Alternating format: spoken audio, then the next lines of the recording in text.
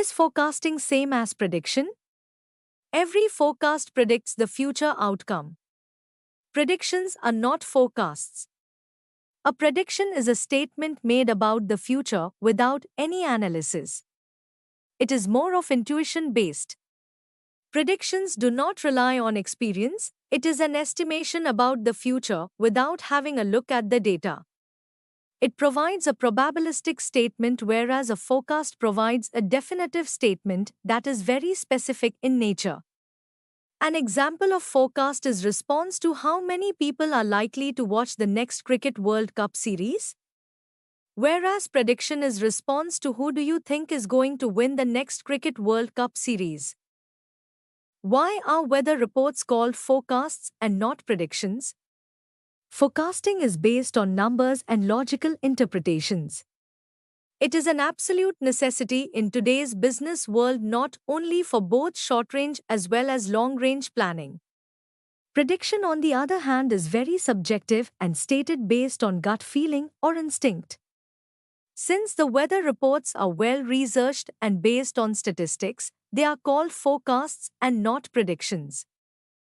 How to enable forecasting?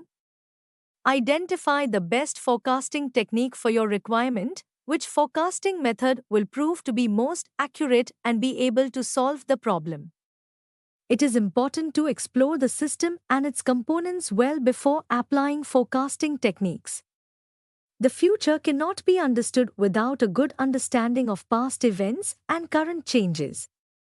The past and present should be understood in great detail in order to provide insightful details. Forecast is based on what assumptions? Forecast is based on several assumptions, which includes the past is likely to repeat itself.